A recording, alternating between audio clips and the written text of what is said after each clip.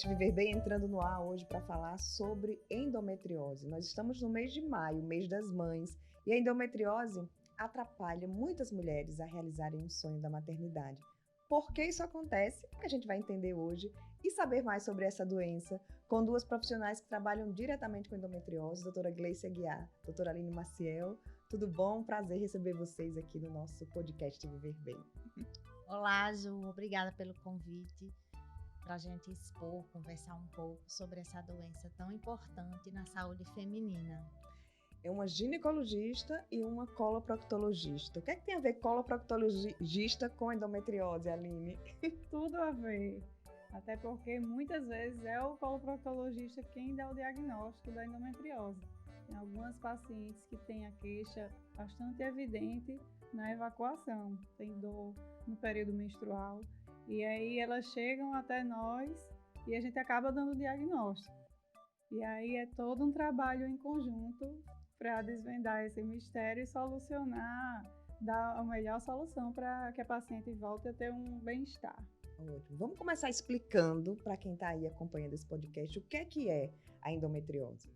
A endometriose é uma doença benigna que aumenta progressivamente, bem complexa, que cursa com dores pélvicas, ela não vira câncer e nada mais é do que o tecido do endométrio, que é a camada mais interna do útero, quando ele fixa em outros lugares na pelve fora do útero. Então pode ter focos na bexiga, no intestino, nos ovários, nas trompas, até no diafragma. O pulmão já foi visto, então assim, é uma doença, apesar de ser benigna, ela causa tantas dores para a paciente. Quando você falou benigna, eu pensei aqui, só que não, né?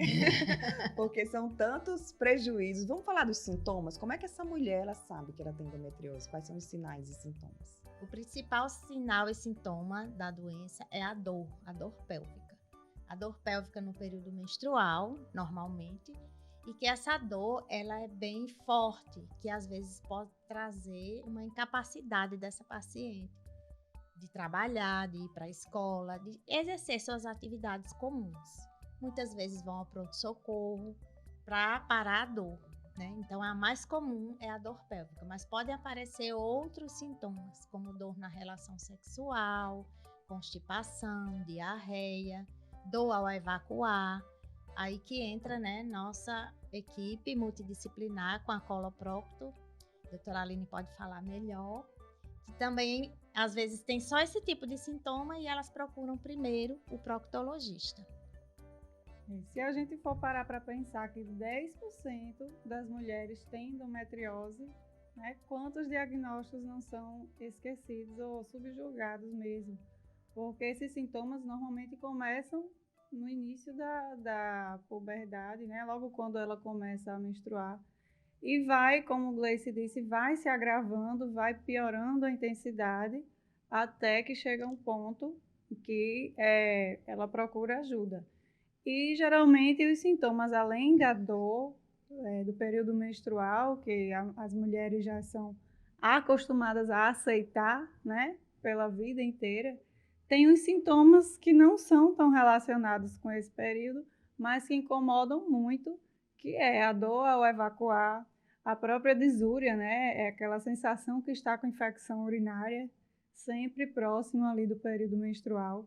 São sintomas vagos e que vão progredindo até que chega a um ponto que não dá mais para simplesmente aceitar que menstruar dói. Sim, às vezes essa dor se torna crônica, né? Então não é só no período menstrual. Mesmo sem estar menstruada, as pacientes vão sentir essa dor. De tanto tempo que elas passam sem o diagnóstico. Para você ter uma ideia, né? É o tempo que se passa até que se descubra, varia de 7 a 10 anos. Eu ia perguntar exatamente isso, que eu lembro que no Março Amarelo vocês levantam a bandeira realmente da endometriose, focando nessa questão da importância do diagnóstico. Por que é tão difícil esse diagnóstico? Por que tanto tempo, né? 7 a 10 anos para uma mulher que está ali sofrendo todos os meses, descobrir que é o que ela tem a endometriose. Como a Aline falou, né? Ela fica acostumada a sentir essa dor todo mês e pelos próprios profissionais acham que aquele ali é normal, até porque o diagnóstico ele não é dado por uma ultrassonografia convencional que fazemos, né, nós mulheres. Então, não dá o diagnóstico. Então, ela vem, tem dor, o médico pede uma ultra, e não tem nada, tá tudo bem. Mas só que não tá tudo bem, que sentir dor não é normal, né?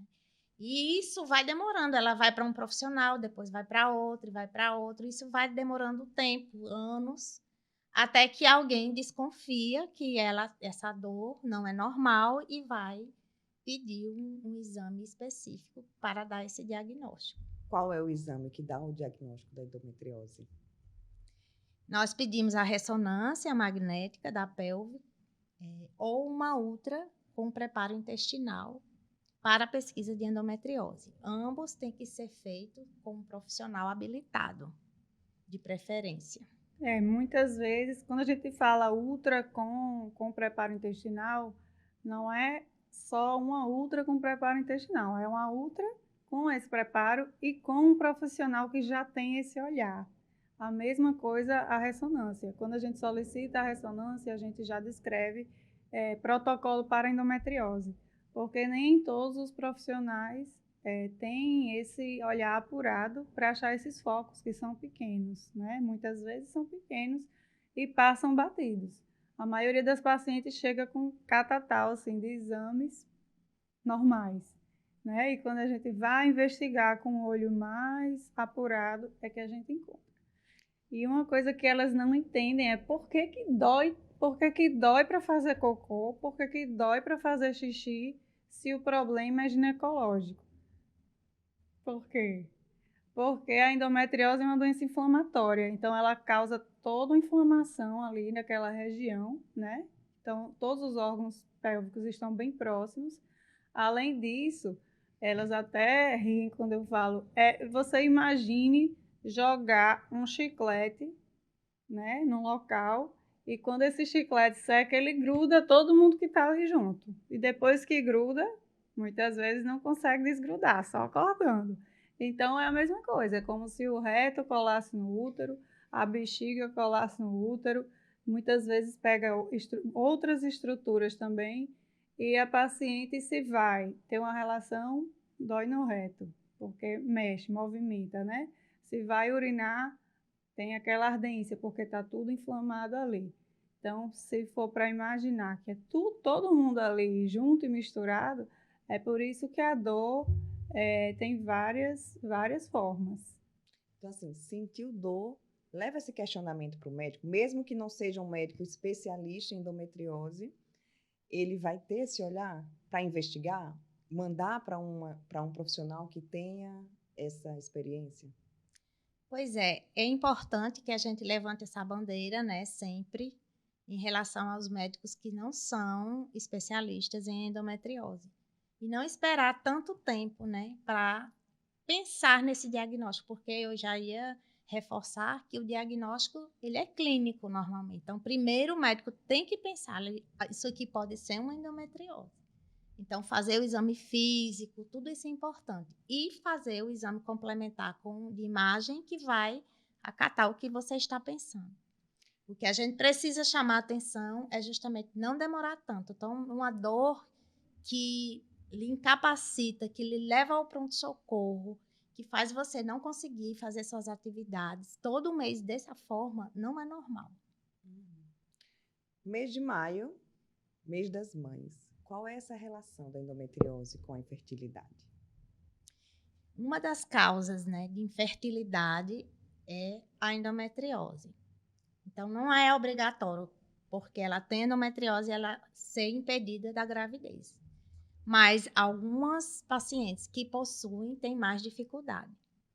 Então, outras, porém, não têm nenhum sintoma e quando resolvem engravidar, não conseguem. E quando a gente vai pesquisar, tem endometriose. Então, tem que fazer parte da investigação da infertilidade sempre a pesquisa de endometriose. Por que a endometriose causa essa infertilidade? Tem uma explicação para isso? Existem alguns fatores que levam a essa infertilidade, como o desenvolvimento dos folículos, né, no ovário, que vão fazer a ovulação, e às vezes eles não se desenvolvem bem e não conseguem provocar a maturação desse folículo. Ele não fica maduro e não ocorre a fecundação. Certo. Então, essa mulher que tem endometriose não consegue engravidar, tem essa infertilidade devido à endometriose. Se ela se trata, ela pode sonhar com a gravidez depois do tratamento? E qual é o tratamento da endometriose? Com certeza. Ela tem toda a chance de engravidar. Inclusive, tem pacientes, inclusive, que têm endometriose e conseguem espontaneamente engravidar. Outras não. Então, vai depender de cada caso. Eu costumo falar que a endometriose é uma doença que ela é específica para cada mulher que entra no consultório. A gente não tem um caderninho, não tem uma conduta igual para todas. Então, ela pode sim, ela tem que ter esperança de ser mãe. E a gente vai proporcionar o tratamento adequado para que ela possa realizar esse sonho. Como é que é o tratamento? A Aline quer falar algo em relação ao tratamento? Depende do que já foi feito e depende dos objetivos da paciente, né? Uma paciente que deseja engravidar, provavelmente ela não vai aceitar, né? Não está de acordo com o planejamento dela, fazer um bloqueio hormonal, que é o tratamento, vamos dizer, o tratamento clínico da endometriose. E aí vamos para o tratamento cirúrgico, que normalmente é feito por videolaparoscopia e são retirados os focos, né, o máximo possível, todos os focos que estiverem ali naquela pelve causando aquele problema. O tipo específico de cada cirurgia vai depender de cada paciente, aonde ela tem lesão, né, e a sintomatologia. E aí, de acordo com cada indicação, a gente explica ao paciente como é que vai ser feito e como vai ser aquele pós-operatório. Existem cirurgias mais simples, né? Que a gente fala que faz a raspagem, né? A remoção dos focos mais superficiais. E existem cirurgias maiores, porque a endometriose, muitas vezes, ela se apresenta, apesar de ser benigna, como tumorações. E muitos pacientes são operados na urgência com endometriose e tratadas como câncer, porque muitas vezes a apresentação é tão exuberante que uma pessoa que nunca não tem esse manejo, né, no dia a dia, na hora pensa que é um câncer e trata como. Então, é muito variável, realmente. E é uma equipe multidisciplinar para essa cirurgia. Como é que funciona a cirurgia? Se o foco estiver na bexiga, vai o urologista. Se estiver no intestino, vai o coloproctologista. Ou vocês vão todos juntos para essa cirurgia? Tem surpresa na hora? Pensa que é a Aline que vai entrar em ação. Quando olha, tem que ser outra pessoa, outro profissional da área. Exatamente. A gente costuma falar que a endometriose não é só o ginecologista que trata. Ela é tratada como uma equipe multidisciplinar. E isso vai depender do mapeamento que for feito. Se for visto que tem na bexiga, o urologista vai. Se for na bexiga e no intestino, vai também o procto, o urologista, o ginecologista, vai todo mundo. Surpresas podem acontecer, que os exames de imagem podem dizer uma coisa e quando a gente vê na hora é outra. Mas sempre a gente tem que destacar que esses profissionais têm que ter treinamento e habilidade para fazer essa cirurgia. Porque quando a gente vê essas coisas que não estavam no script, a gente tem condições de resolver na hora. Tem muita gente que pensa, vai retirar o útero. Para a endometriose, a cirurgia para retirada do útero deixa a pessoa livre da endometriose? De jeito nenhum. Então, isso é um tabu que a gente tem que tirar da cabeça dos médicos, das pacientes. Retirar o útero não trata a endometriose. Pelo contrário, hoje em dia a gente tem muitas pacientes que desejam engravidar. A gente não pode tirar o útero. E aí, muitas vezes, acontece erroneamente ser retirado esse útero e não fazer a cirurgia completa. E ainda ficar focos e depois para fazer outro tratamento cirúrgico é mais complexo ainda. Então, a gente está fazendo esse trabalho de formiguinha em que não é tratamento para endometriose retirada do útero. Só se for associado a outras causas que sejam necessárias a retirada dele. Muitas vezes as pacientes já chegam sido submetidas a outras cirurgias, né? E isso, às vezes, na verdade, até dificulta um pouco, porque imagine uma paciente que vai fazer uma cirurgia e fez a esterectomia, mas não retirou os focos. Ela só fez aumentar as aderências e o grau de dificuldade da cirurgia curativa, né? Então, mexeu. Eu tinha um professor que dizia que o corpo só foi feito para operar uma vez, justamente porque ele tinha ódio de aderências. E é isso que acontece, né? Uma cirurgia que não tenha sido feita com o objetivo de retirar os focos, muitas vezes só atrapalha. E a gente sempre vai, com uma equipe multidisciplinar, a gente vai preparado para a guerra. Ninguém vai para a guerra sem armas. Então, sempre que vai ter uma cirurgia, mesmo que, você perguntou das surpresas, mesmo que tenha foco ginecológico apenas, mas tem uma dúvidazinha ali, sempre nós estamos disponíveis para entrar com a equipe da ginecologia, e assim como o urologista. Não tinha nada, mas de repente a gente tem uma surpresa e ele é acionado. Então, realmente somos uma equipe e a gente vai armado até os dentes, porque a gente quer resolver e não quer... Imagine aí como é chato você entrar para uma cirurgia e depois dizer: olha, não era bem aquilo que a gente estava esperando, então a gente vai ter que fazer outra cirurgia depois. Não dá, né? Não Imagina dá. a expectativa que essa paciente tem de solucionar a dor, que é a principal indicação da cirurgia de endometriose, é a dor não tratável. Já fez de tudo e não melhorou da dor, vai para a cirurgia. Muito bom, meninas. Muito obrigada. Foi muito esclarecedora esse nosso bate-papo, esse podcast. Tem algo a mais sobre endometriose que vocês queiram deixar aqui como mensagem final para quem está acompanhando esse podcast? Sim, retomar aqui que o tratamento é multidisciplinar, sempre lembrar do estilo de vida da paciente, do que come, atividade física, tudo isso também faz parte do tratamento. A gente tem sempre essa conversa.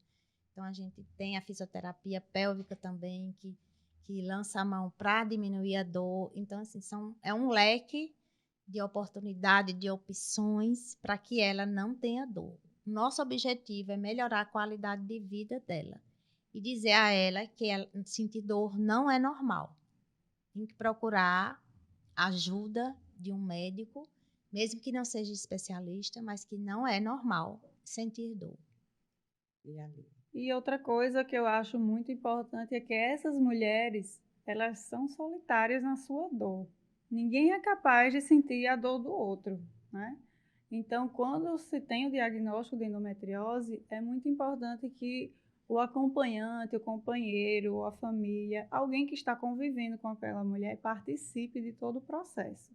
Seja ele cirúrgico ou não, para ele entender. Porque a gente escuta: não, toda mulher menstrua, dói mesmo, e é assim mesmo. E não é bem assim. Você imagine uma mulher que tem que tomar morfina porque está menstruada. Então, é importante que a família, o companheiro, participe de todo o processo para compreender e acolher essa mulher nesse tratamento. Ótimo. Isso mesmo.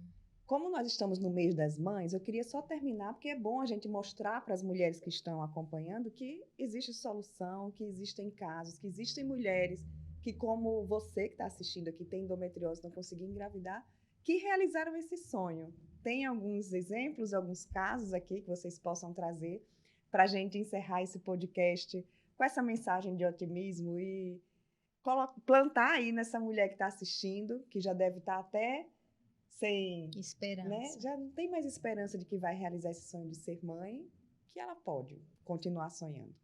Com certeza, esse sonho não pode ter fim. Nós temos casos, sim, de pacientes, inclusive com a doença, que conseguiram engravidar espontaneamente. Tivemos casos de pacientes que foram operadas e também conseguiram, inclusive de gêmeos espontâneos. E existem outros que precisam de ajuda da fertilização. Mas esse sonho jamais é impossível. a gente tem que levar esperança para essas pacientes, a gente dando o tratamento adequado para cada uma delas. Aline, tem alguém que você lembre aí? Tem, porque nós temos pacientes em comum, né? Normalmente essa notícia da gravidez chega para elas, para ginecologistas. E aí a gente só recebe a notícia, fulaninha engravidou. Aí é uma festa, né? Que a gente tem nosso grupo de discussões, é uma festa. Fulano engravidou. E aí aquela festa. E tem pacientes até que já levaram os filhos para a gente conhecer, tem homenagem de nome, tem tudo, né, Gleice? Tem sim. Será que já tem alguma Gleice, alguma doutora Aline, alguma Aline em homenagem a vocês? Olha que coisa boa! Feliz Dia das Mães para vocês, que eu sei que as duas são mães também, e a gente sabe que é uma missão muito especial que a gente recebe. Imagino aí a felicidade de vocês em contribuir para a realização desse sonho nessas mulheres que recebem o diagnóstico de endometriose. É extremamente gratificante conseguir fazer parte da realização de um sonho de uma mulher, né? Ficamos felizes demais, até porque os próprios ginecologistas e obstetras fazem isso, né? Durante toda a sua vida profissional. Ainda mais com essa doença, aí que é mais feliz ainda. Ótimo. Obrigada, doutora Gleice. Obrigada, doutora Aline. Obrigada a você que acompanhou mais esse podcast Viver Bem. Próxima semana tem mais.